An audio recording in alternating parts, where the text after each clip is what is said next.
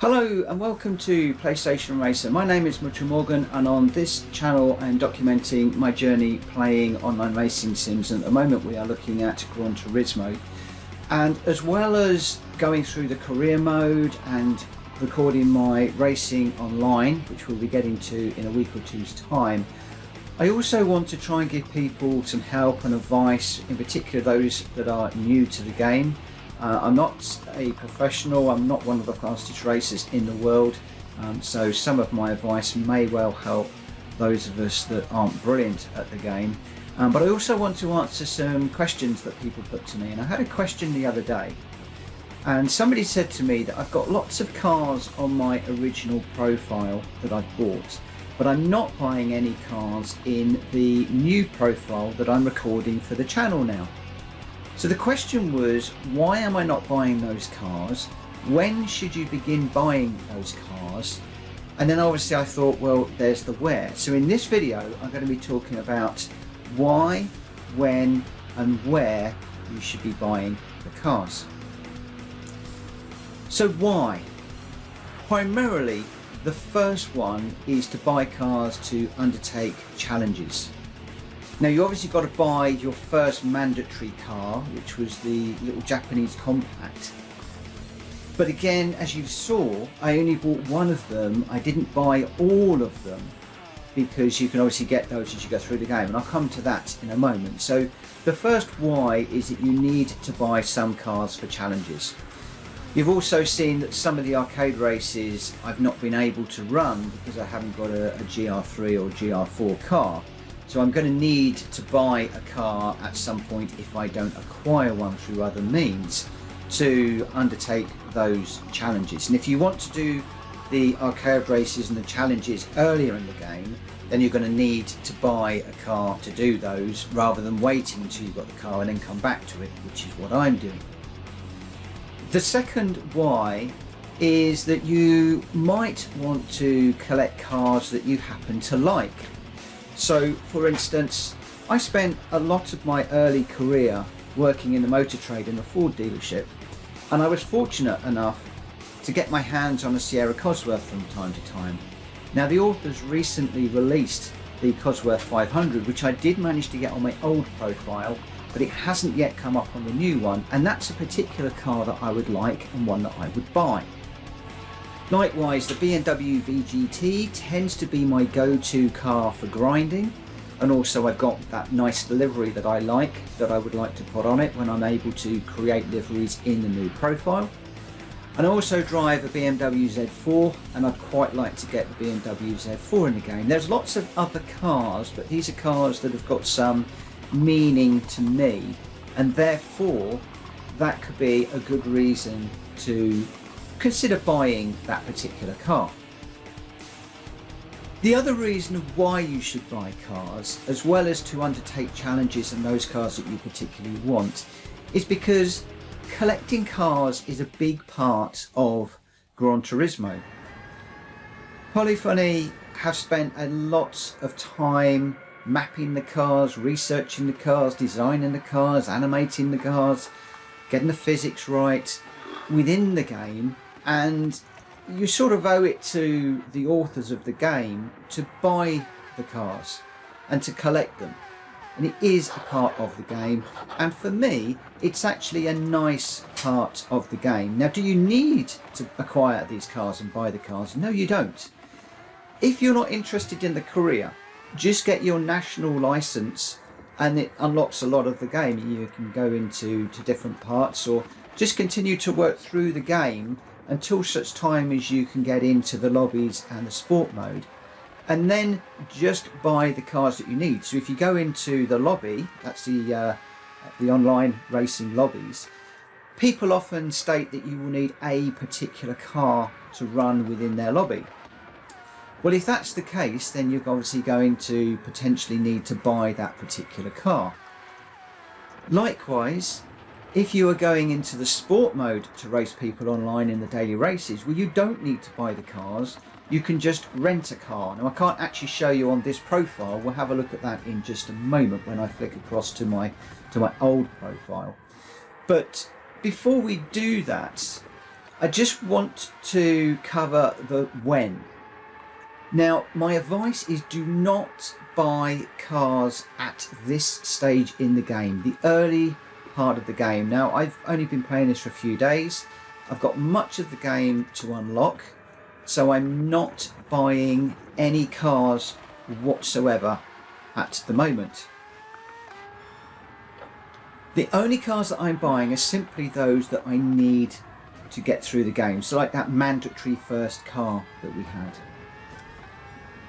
If I want to do specific challenges and lobby racing, then okay, I may well do that, but for the moment I just really don't need to. So if we just come across to the garage and we have a look, I've been playing this for about a week, and you will already see that I've got 19 cars that I have acquired through just completing menu books and challenges. So winning some races, going gold on some of the challenges, the licenses and the like. So there's still a massive number of cars that are yet to be acquired, but I'm already building up quite a collection without spending any money.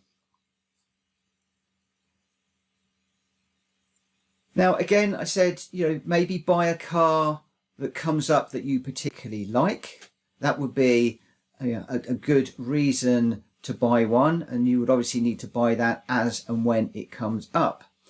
The other time when you might want to buy a car, if I just come out of here and come back to the home window, you'll notice on Brand Central that I recently opened that there's a little purple icon above it. That means that we have the ability to buy an invitation only car. If I just come down, you will see that under Bugatti there is an invitation logo. If I go into the showroom, then I can buy this Veyron 16.4 2013. It's 2 million credits, which is really going to wipe out a lot of my credits. But I am actually going to go ahead and buy that. Not quite sure what colour I want. I should probably have looked at that before I started recording the video. There are an awful lot of colours, and I quite like, where was it? That blue, I'm not quite sure. The orange. There's certainly a lot of colours in here. Strangely, I quite like that colour combination. Well, actually, I think I'm going to go with that particular one. And I'm going to go ahead and purchase this car. And the reason why I am purchasing that car now is because when I was playing on my older profile, I didn't buy one of the invitation cars. And it took a long time for that car to come up. In fact, I don't think it ever has come up again. And there may well be a challenge, I think, for the Bugattis later on in the game, where you actually need to have that car. So if you get invitations, my advice would be to try and buy it if you can, even if you've got to do a little bit of grinding. Buy that car because they don't come up overly often. Now just remember that you've got the roulette tickets as well. If I just come across to the garage again. So even after you have finished going through the campaign part of the game, you're still going to get roulette tickets for doing the driving marathons. And in here, there is a chance, a slim chance, that you might acquire cars. And you saw a number of the cars that I've already won in the garage there. So where do you buy the cars? Now I am going to need to move across to my other profile because I haven't got all of the locations. I've got the used cars and I've got the Brand Central, but there is one other location. So just bear with me a moment. I'm just going to pause the video and I'll be back on my other profile. Okay, so we're back in my other profile and we've done the why you should buy for campaigns and to progress through the game and also just to collect. We've done the when and now we're on to the where. So initially you've got the used car lot where you can buy cars. Now I will stress, I would not buy any cars from here until you've finished the campaigns. You've done all of the licenses and you've done all of the menu books, because otherwise you could well be buying cars in here that you are likely to win, and then you've got to go into the used the car valuation service in here and then sell the car. And although quite a lot of these have gone up in value, looking at that on the right hand side, you know, some cars do actually go down in value, and you could end up selling a car for less than you bought it for. So here we get into a number of cars that have actually devalued. Occasionally you will get into a situation where you've got a duplicate car. So maybe you've bought the same car twice, or you've bought the car and then you've won it in a roulette ticket or through doing some sort of challenge. So in here you can look at the two different cars and then decide, okay, yeah, I'm going to sell one of those particular cars. Now, because these cars do sell out, if I come down, there we go, that Audi there has sold out. You never quite know when that car is going to come up again. And I haven't actually been into this profile for a while, and you'll notice the little blue book icon there. That means that I have bought or acquired that car. And there's not very many new cars on here. Well, actually there are. There's the Honda, there's the Nissan, you've got the Toyota there. But you'll notice, although these are new cars that have come up for sale, I've already acquired those, and there are lots and lots of cars that I would like to have the opportunity to buy, and they're not coming up. So my advice is, once you've completed the campaign part of the game and you're not going to be getting any gifted cars, then buy everything that you can afford in the used cars. We then have Brand Central, and this is where that you can buy cars from America, from Europe, and from Asia Pacific. So we just go into America, you've got Ford, Chevrolet, Dodge, Infiniti, a number of different cars there. If we just go into Ford, just because it's the first one, you've got the showroom and you've got the channel. The channel is where you can find out a little bit about Ford and their cars. And then there are a whole number of different cars of different categories that you can buy of differing values. And that is typical for all of the manufacturers. If we go to Dodge, for instance, you've got a museum that you can look at, the channel and the showroom. And again, there are a number of cars to buy, including some Vision concept cars. In Europe, you've got a lot more choice. So you've got British cars, German cars, Italian cars, French cars. There are a lot of cars that you can purchase in here, and you're buying those brand new. And remember, if you get an invitation, as I have here, then certainly consider buying that particular car. So I've got two invitations here for these two cars, and I've acquired them both. Now, the last place where you can buy cars is in Legend Cars.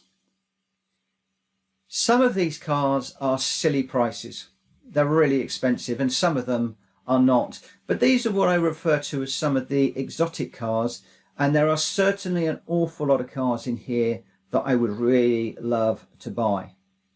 I mean, that Alfa Romeo looks simply gorgeous. The Ferrari GTO, definitely on my list. The Ford GT40, the original, that's a must have. There's a few other really iconic cars in here. They're not all super expensive, but sometimes, and I haven't got one here at the moment, you can have cars that are 20 million credits. So there is a good mix of cars that comes up in here. I do tend to find that when they come up, they don't come up again very often. So sometimes I'll be watching for the limited stock, although they do tend to go up in value, as you can see with that little blue icon. They do tend to go up in value as they start to run out. But you need to spend your money wisely, otherwise you can really run out of credits. And if you are getting low on credits and you specifically want to buy the Ford GTO 40, you've got to do some serious grinding to get, nearly 7 million credits. So my recommendation would be to spend wisely. So again, just to recap, why? Because it's part of the game, and to buy cars to complete challenges. When? Well, when you want to buy them or when you need them for a particular challenge, when an invitation comes up, and then once you've completed all of the career, maybe look at buying them in the used car market, because you can pick up the cars a lot cheaper in there than buying them new. And also we spoke about where. So you've got the used car market, the Brand Central and Legend Cars. I hope you found this video useful. If you have, please consider giving it a thumbs up. If you are a returning visitor to the channel, thank you very much for continuing to support me. Your presence is very welcome. And if you're new to the channel, please consider subscribing to the channel. This is a new channel I'm trying to build, and I've got a real mix of content, and I value all of my subscribers. So please consider hitting that subscribe button.